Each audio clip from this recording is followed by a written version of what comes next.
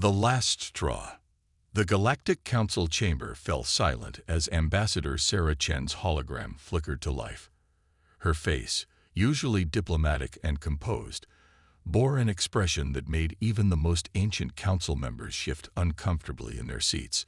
Behind her, the burning ruins of New Helena Colony cast an ominous red glow across the projection. 3,217 civilians, she said, her voice carrying none of its usual warmth. That was the death toll when the Coraxian fleet attacked our colony. 3,217 lives ended because you believed we were defenseless. High Chancellor Vexthor of the Coraxian Empire leaned forward, his crystalline form refracting light across the chamber. Your species was warned about expansion into that sector. The colony's destruction serves as a necessary reminder of the natural order. Younger races must learn their place. In the shadows behind Ambassador Chen, a figure stepped into view. Fleet Admiral James Morrison, his weathered face bearing scars from Earth's early space conflicts, moved to stand beside her. His simple black uniform carried no medals, no indicators of rank, nothing to suggest he commanded humanity's most powerful military force. Natural order. Morrison's laugh carried no humor. You've made a grave miscalculation, Chancellor. For 3 centuries, humanity has played the role you expected: the humble newcomers, the peaceful traders, the grateful students of superior civilizations. But we never revealed our true nature. The chamber's AI projected new holograms, detailed scans of the Coraxian attack fleet. Your ships used 7th-generation quantum shields, antimatter cannons, and dark energy torpedoes. Morrison continued. Impressive technology. Would you like to know why we didn't defend the colony? Before Vexthor could respond, Morrison activated his neural interface. Across the chamber, every holographic display transformed, showing military installations hidden throughout human space. Massive shipyards concealed within hollow asteroids, weapon platforms disguised as communication relays, entire fleets held in quantum stasis, waiting. We didn't defend New Helena because we wanted you to believe your own propaganda. That humanity was weak, primitive, harmless. Morrison's eyes locked onto the Coraxian Chancellor. We needed you to show your true intentions before we revealed ours. Ambassador Chen stepped forward again. The United Earth Government hereby declares that all diplomatic relations with the Coraxian Empire are terminated. You have 1 standard galactic hour to recall your forces from human space. After that, she paused, allowing tension to build. After that, we will demonstrate why Earth's history books contain so many words for war. The chamber erupted in chaos as other council members began demanding explanations. How had humanity hidden such military might? Why had they maintained the facade of technological inferiority? In the midst of the uproar, a small hologram appeared before the Coraxian Chancellor, a private message that made his crystalline form pale. Across his empire, hidden quantum viruses were awakening, spreading through networks that had been compromised years ago. Military installations were going dark. Communication arrays were failing. You believe we spent the last 3 centuries merely adapting your technology. Morrison's voice cut through the chaos.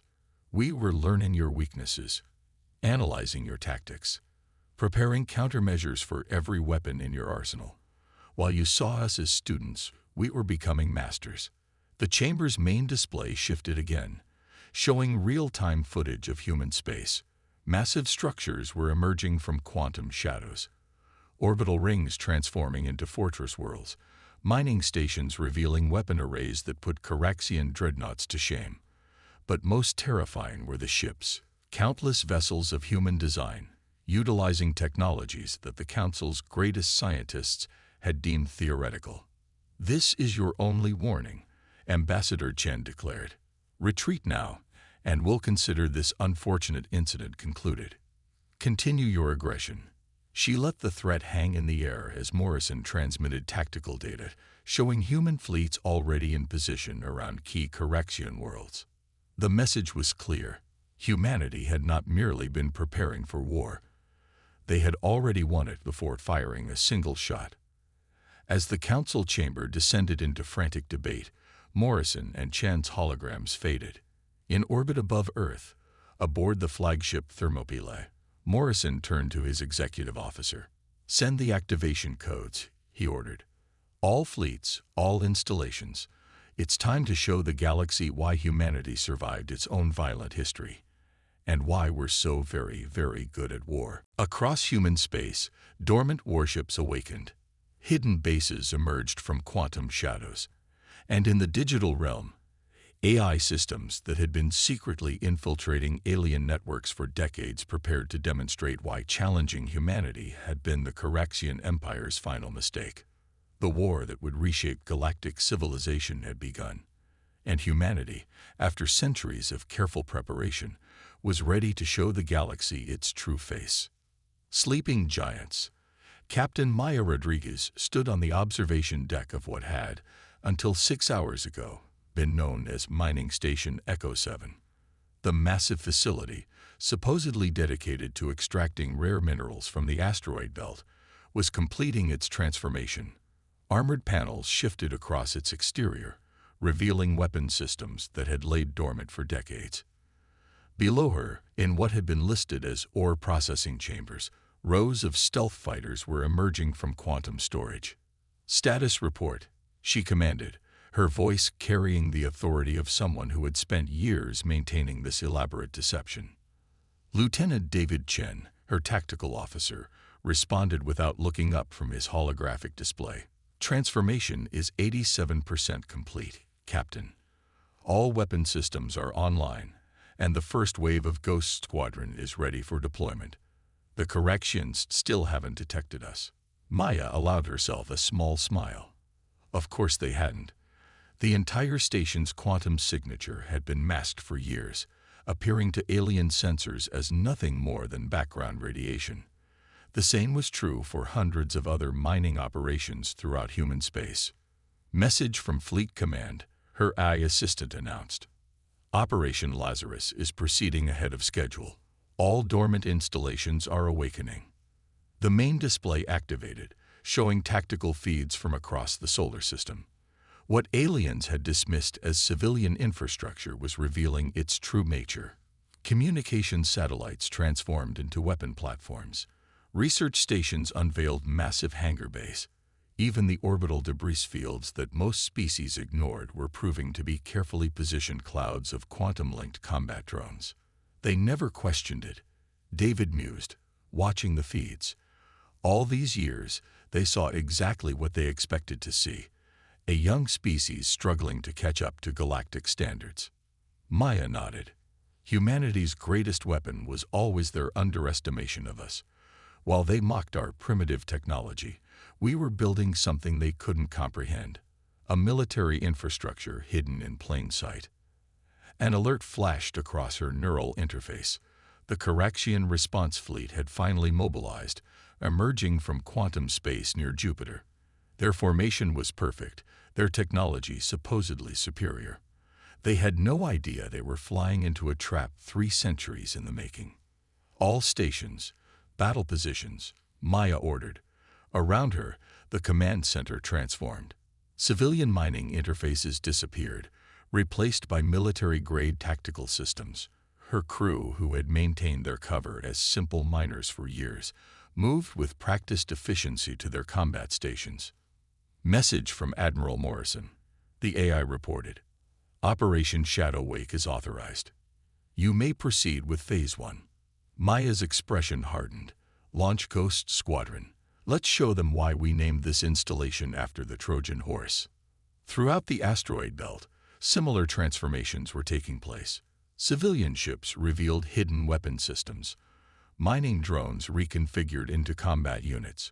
What had appeared to be a scattered collection of independent operations was proving to be a carefully coordinated military network. The Corexian fleet advanced confidently, their sensors detecting nothing unusual about the mining operations ahead. Their tactical doctrine, refined over millennia, had no framework for what they were about to encounter. "Ghost Squadron, you are cleared for engagement," Maya announced. "Execute Protocol Omega." Across the asteroid belt, Hundreds of stealth fighters emerged from quantum shadows. Their design was unlike anything the galaxy had seen, a fusion of technologies that most species considered incompatible. They moved in perfect silence, using gravitational distortions to mask their approach. The first indication the Corexians had that something was wrong was when their quantum shields failed.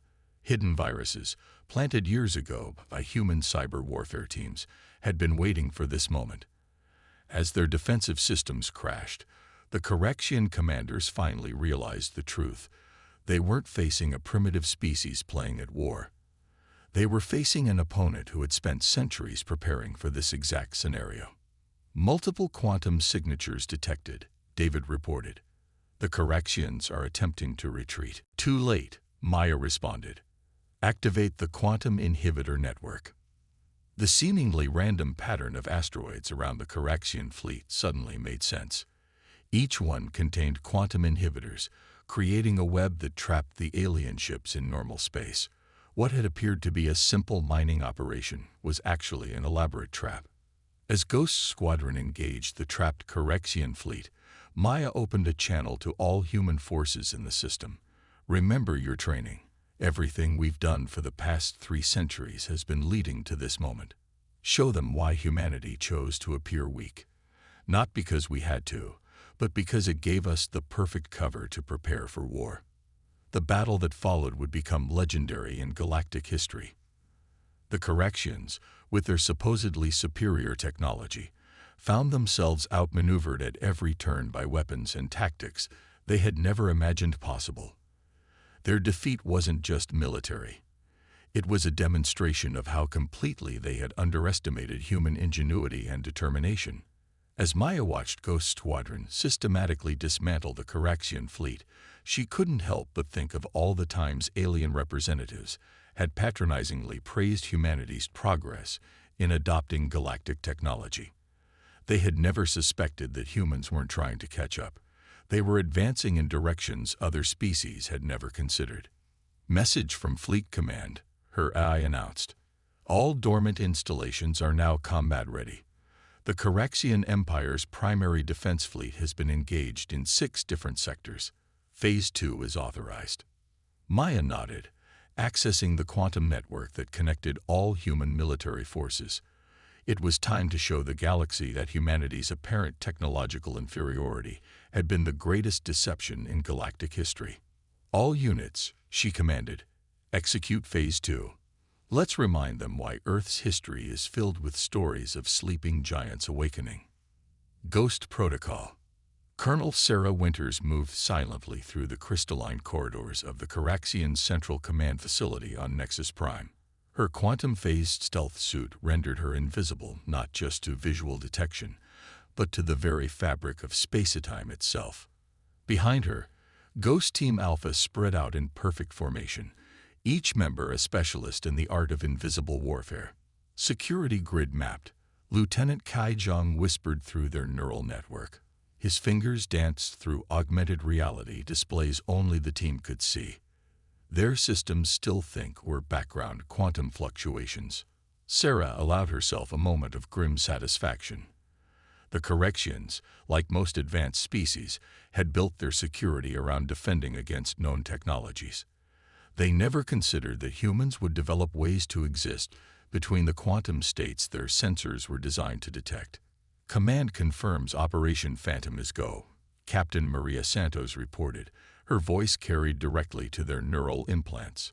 Other Ghost teams are in position across all major Corexian military installations.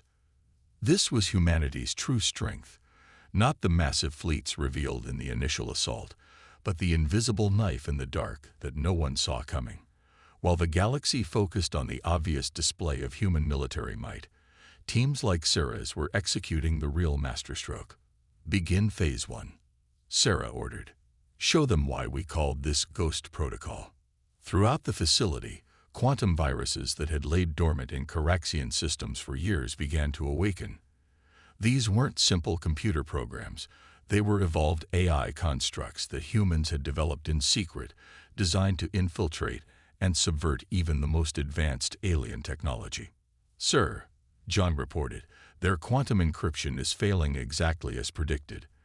They never imagined we could exploit the mathematical principles their entire civilization is built upon. Sarah moved her team deeper into the facility, passing Correxian guards who remained oblivious to their presence. The aliens' crystalline forms pulsed with internal light, their natural beauty belying their empire's cruel nature. Remember, Sarah transmitted to her team, non-lethal takedowns only. This isn't about revenge. It's about demonstrating absolute superiority. They'd reached the Central Command Core, a massive crystalline structure that controlled the Correxian military network across 3 sectors. According to their intelligence, it was supposed to be impenetrable. "Execute Override Protocol Theta," Sarah commanded. Captain Santos removed a device from her pack, a quantum resonator that looked deceptively simple. The technology behind it had taken humans decades to perfect, combining principles that other species believed were mutually exclusive. "You know," Zhang mused as he helped set up the device, "I almost feel bad for them. They spent millennia advancing along a single technological path, never imagining there could be other ways to manipulate reality." The resonator activated, its frequencies matching the crystalline structure of the facility itself. Throughout the command center, correction officers continued their duties, unaware that humans had already seized control of their most secure installation. "Ghost Team Beta reports success at the military academy," Santos announced. "Ghost Team Charlie has secured the fleet command center. All primary targets are compromised." Sarah nodded, watching through her augmented reality display as the quantum viruses spread through the Correxian network. In hours, every military secret, every strategic plan, every piece of classified technology would be public knowledge across the galaxy. "This is why we spent centuries appearing harmless," she transmitted to her team. "While they watched our visible military development, they never thought to look for threats they couldn't imagine." The facility's quantum communication array suddenly activated, broadcasting on all frequencies. Instead of military commands, it began transmitting Earth's classical music, a psychological warfare tactic designed to demonstrate how completely humans had subverted their systems. "All teams report success," Santos announced. "Ghost Protocol is fully implemented. The Correxian military network is ours." Sarah allowed herself a small smile. "Send the signal to command. Tell them Phase 2 can begin." Across Correxian space, other ghost teams were completing similar missions. The Empire's leadership would soon discover that their most secure facilities, their most advanced weapons, their most closely guarded secrets, all had been compromised years ago.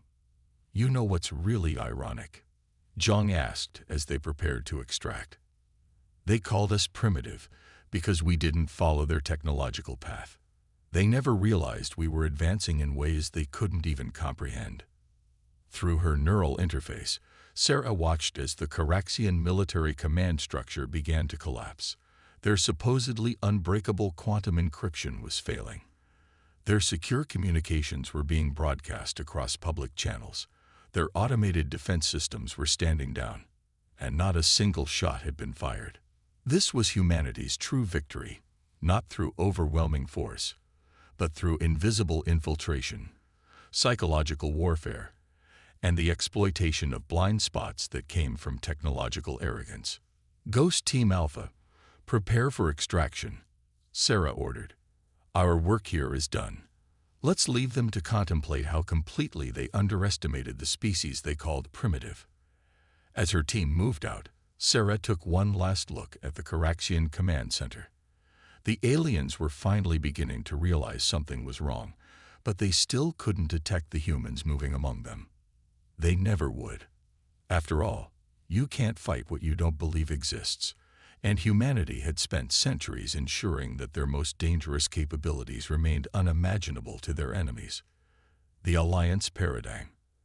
Admiral Elena Reyes stood before the assembled representatives of 17 alien species in Earth's newly revealed Strategic Command Center. The massive underground facility, hidden beneath what the galaxy had believed was a simple trading port, stretched for kilometers beneath the Pacific Ocean. For centuries, she began, her voice carrying across the chamber, your peoples have suffered under Corexian dominance. Today, we offer you something they never did, the knowledge to defend yourselves.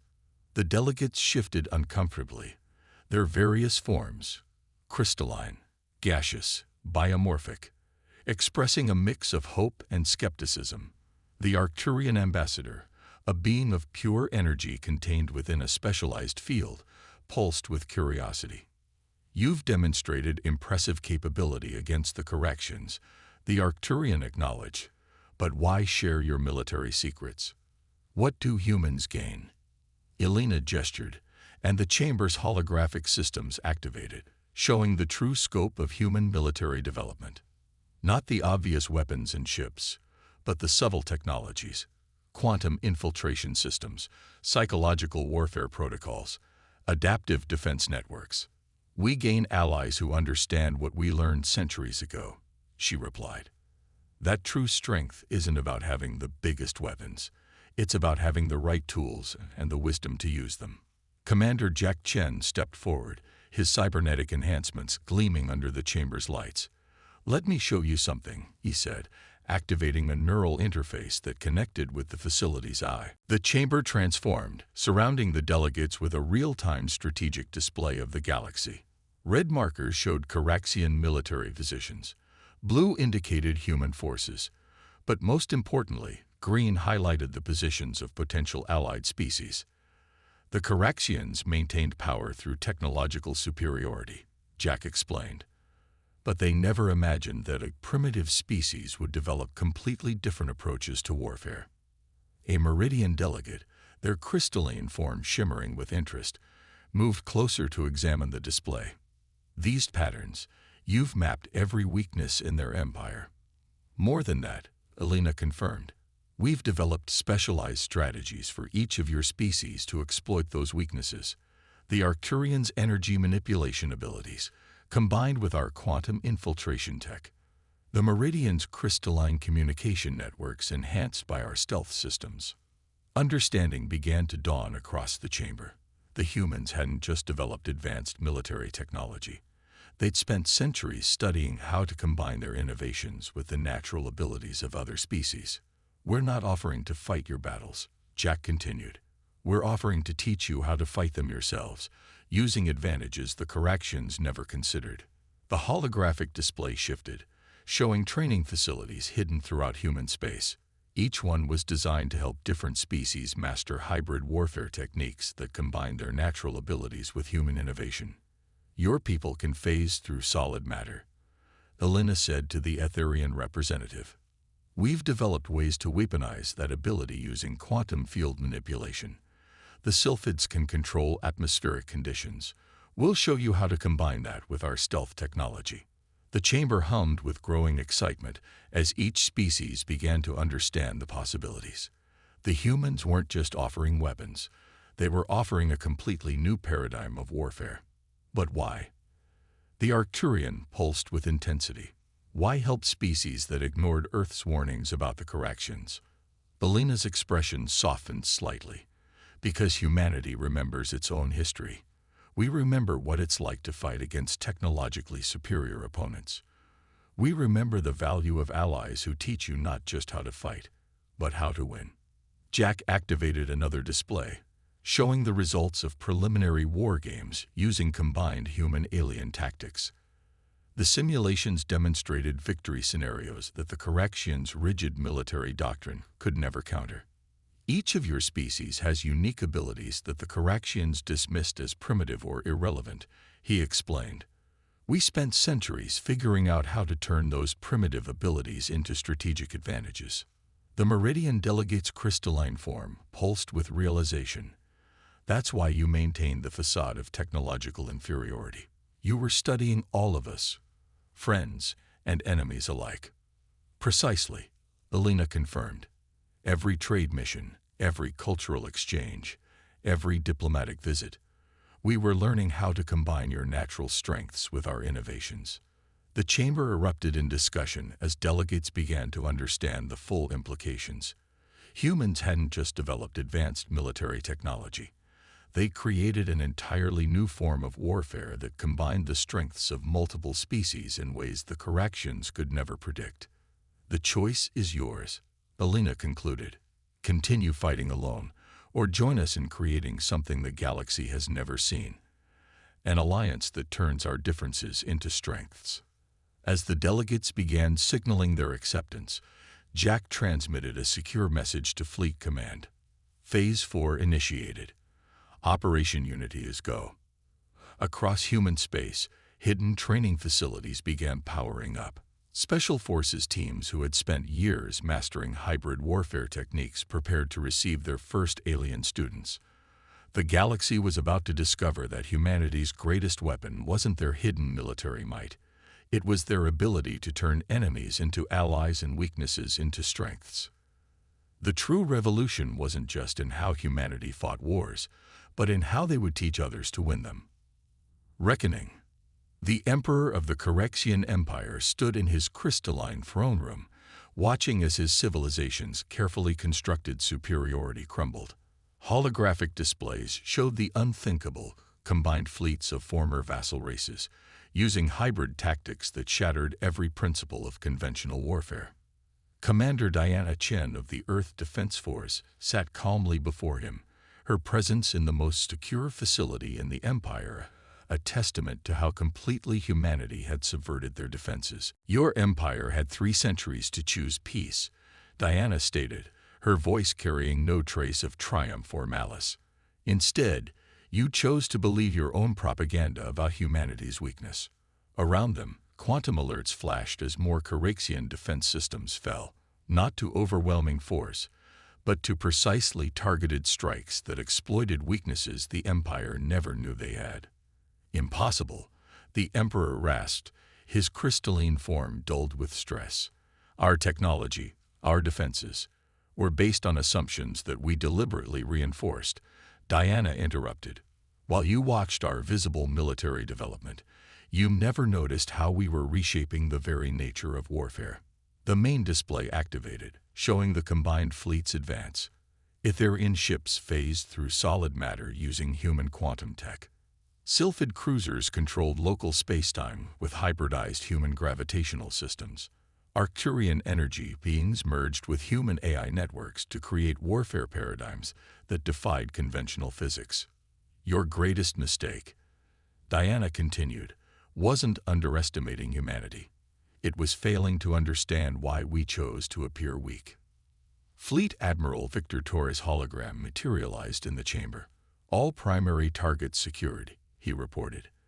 The allied species have performed exactly as predicted. Operation Paradigm Shift is complete. The Emperor's form pulsed with dawning comprehension. You weren't building a military, he realized. You were creating an entirely new form of warfare. Diana nodded. Every species you dismissed as primitive or inferior had unique abilities that your doctrine couldn't comprehend. We simply showed them how to turn those abilities into strategic advantages. Outside the palace, the capital city's quantum defense grid collapsed as Meridian crystalline ships, enhanced with human stealth technology, systematically disabled each node. The supposedly impregnable planetary shields fell not to brute force, but to precise manipulation of principles the Corrections had never imagined. Your empire was built on technological superiority, Diana explained. Ours was built on understanding that true strength comes from combining different perspectives, different abilities, different approaches to solving problems. Admiral Torres' hologram shifted, showing real-time footage of former vassal races liberating their homeworlds using hybrid tactics that made conventional defenses irrelevant. The choice is yours, Emperor, Diana stated. Surrender now, and the Correxian people can be part of what comes next. Continue fighting, and watch as everything you built crumbles before tactics you can't even comprehend. The Emperor's crystalline form dimmed further as he processed the completeness of his empire's defeat. Not just military defeat, the entire foundation of Correxian superiority had been systematically dismantled. What comes next? He asked, his voice barely a whisper. Diana stood, her cybernetic enhancements gleaming. a new galactic order, not built on technological superiority or military might, but on the principle that strength comes from diversity, from combining different approaches, different technologies, different ways of thinking. All primary objectives achieved, Torres reported. The allied species are implementing the new defense protocols exactly as planned. The transition can begin. The Emperor looked out over his capital city, watching as ships of former vassal races moved in perfect coordination with human forces, using tactics that his best military minds couldn't even begin to comprehend. You never needed the massive fleets or advanced weapons, he realized. They were just a distraction from your real victory. Diana nodded. The fleets got everyone's attention. But our true strength was always in showing others how to turn their perceived weaknesses into unprecedented advantages. As the Correction Empire's last defenses fell, not to overwhelming force, but to precisely targeted hybrid warfare, the galaxy began to understand the full scope of humanity's victory. They hadn't just defeated an empire. They had fundamentally changed how warfare itself would be conducted. The age of single-species military dominance was over. In its place, a new era was beginning, one where strength came not from technological superiority, but from the combination of diverse abilities in ways that no single species could counter. And humanity, the species that had spent centuries appearing weak while mastering the art of turning differences into strengths, would lead the way into this new age. The reckoning was complete. The lesson had been taught, and the galaxy would never be the same.